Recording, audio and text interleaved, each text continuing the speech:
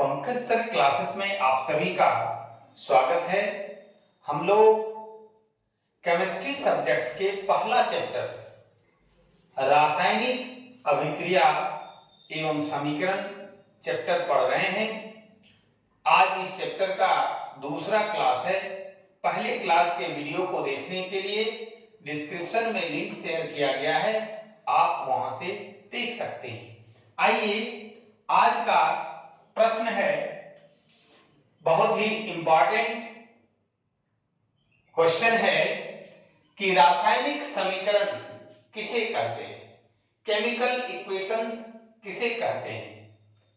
आइए देखें कि किसी रासायनिक अभिक्रिया में भाग लेने वाले पदार्थों के संकेतों एवं सूत्रों की सहायता से उस अभिक्रिया का संक्षिप्त निरूपण रासायनिक अभिक्रिया, रासायनिक समीकरण कहलाता है।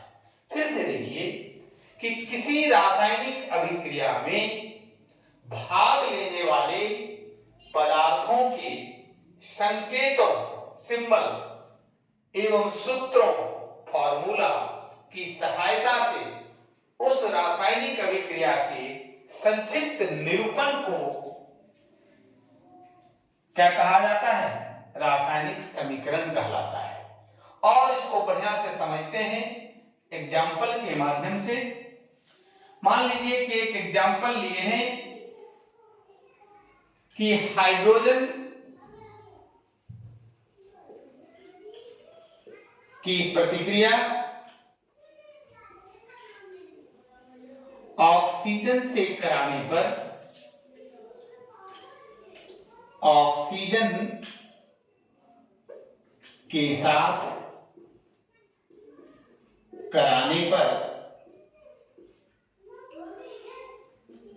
जल बनता है। क्या बनता है? जल बनता है। ये हमारा क्या हो गया, रासायनिक अभिक्रिया। क्या है? रासायनिक अभिक्रिया है कि जब हाइड्रोजन की प्रतिक्रिया ऑक्सीजन के साथ कराई जाती है तब जल बनता है। यह हो गया रासायनिक अभिक्रिया का उदाहरण। अब देखिए कि रासायनिक समीकरण किसको कहते हैं।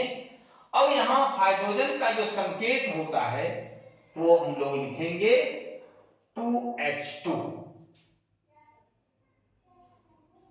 उसके बाद ऑक्सीजन O2, क्योंकि हम बैलेंस केमिकल इक्वेशन लिख रहे हैं, उस पर भी बात करेंगे आगे की क्लास में।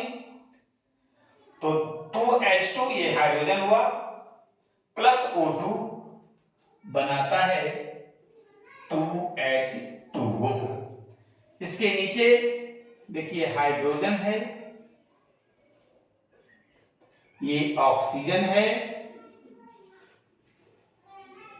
और इसके मिलने से जल बनता है।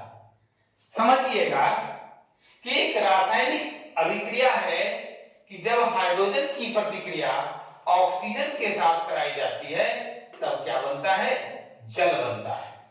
अब इस रासायनिक अभिक्रिया का संक्षिप्त निरूपण, जो भी रासायनिक अभिक्रिया में भाग लेने वाले पदार्थ हैं, कहने का मतलब हुआ अभिकारक और जो रासायनिक अभिक्रिया के फलस्वरूप बनता है प्रतिफल, दोनों को संकेतों एवं सूत्रों की सहायता से संक्षिप्त रूप में जो निरूपित किया जाता है वही संक्षिप्त निरूपण रासायनिक समीकरण कहलाता है। अब देखिए कि रासायनिक अभिक्रिया को हमने ये लिखा कि हाइड्रोजन की प्रतिक्रिया ऑक्सीजन के साथ कराने पर जल बनता है, और इसमें हम लिख सकते थे कि दो अणु हाइड्रोजन की प्रतिक्रिया एक अणु ऑक्सीजन के साथ कराने पर दो अणु जल बनता है। और हमने क्या किया, इसका संक्षिप्त निरूपण शॉर्ट फॉर्म कहिए, शॉर्ट फॉर्म में जो लिखने का प्रयास किए कि 2H2 + O2 2H2O, ये हमारा रासायनिक समीकरण कहलाता है, केमिकल इक्वेशन कहलाता है। अब आइए कि हम लोग देखते हैं अगला प्रश्न, बहुत ही महत्वपूर्ण प्रश्न है। जानकारी के लिहाज से भी अगर आप केमिस्ट्री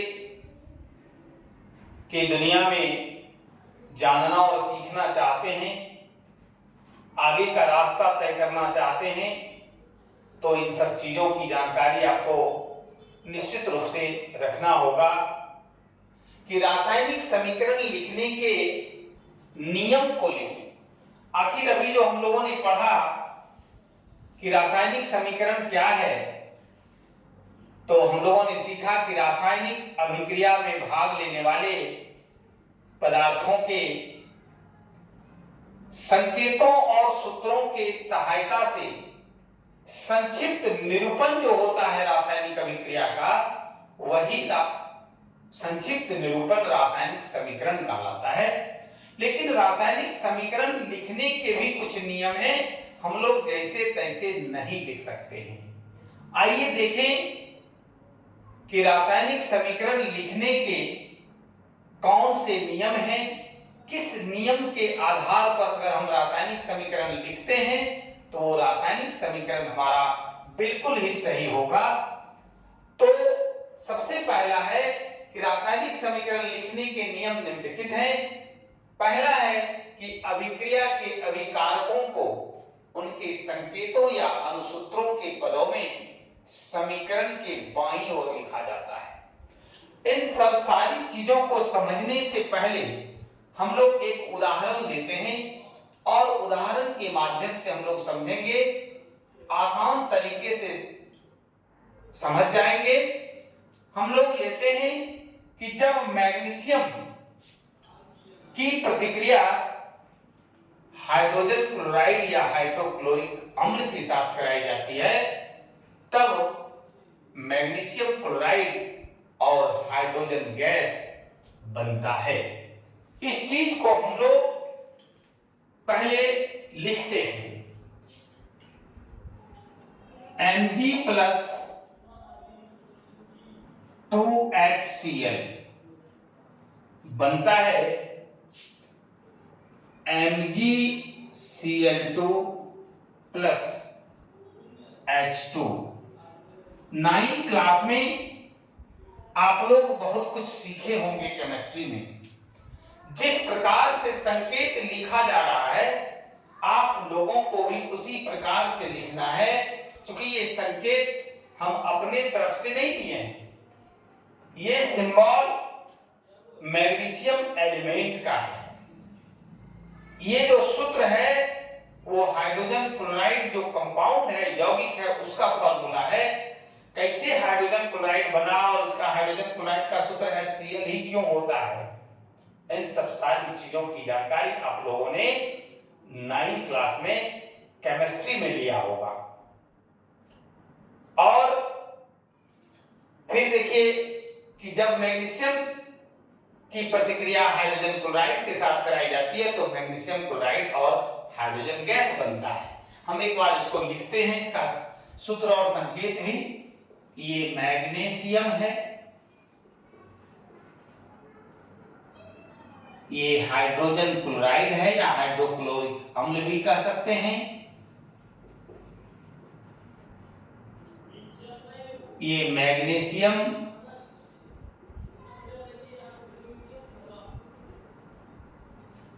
क्लोराइड और ये आपका हाइड्रोजन गैस है। इतना बना एक रासायनिक समीकरण है ये। अब इस समीकरण को लिखने का नियम पर हम लोग आइए, टॉपिक पर आइए। जो पहला पॉइंट है उसको समझते हैं कि अभिक्रिया के अभिकारकों को, अभिकारक हो गया क्या, देखिए समीकरण का दो भाग, तीर चिन्ह के ये बाईं ओर, तीर चिन्ह के दाहिनी ओर। बाईं ओर जो रासायनिक अभिक्रिया में भाग लेता है यानी अभिकारक, और दाहिनी ओर जो अभिक्रिया के फलस्वरूप बनता है यानी प्रतिफल। अब आइए कि अभिक्रिया के अभिकारकों को उनके संकेतों या अनुसूत्रों के पदों में समीकरण के बाईं ओर लिखा जाता है। समीकरण के बाईं ओर लिखा जाता है। फिर से समझिए कि अभिक्रिया के अभिकारकों को उनके संकेतों या अनुसूत्रों के पदों में समीकरण के बाईं ओर लिखा जाता है। यहां पर देखिए मैग्नीशियम और हाइड्रोजन क्लोराइड अभिकारक है, समीकरण के बाईं ओर उसको लिखे हैं। दूसरा पॉइंट समझिए कि अभिकारकों के सूत्रों के बीच धन चिन्ह यानी प्लस चिन्ह दिया जाता है। देखिए दो अभिकारक है, एक मैग्नीशियम दूसरा हाइड्रोजन क्लोराइड, दोनों के बीच धन चिन्ह यानी प्लस चिन्ह का इस्तेमाल किया जाता है। वही 2 नंबर पॉइंट देखिए कि अभिकारकों के सूत्रों के बीच धन चिन्ह दिया जाता है।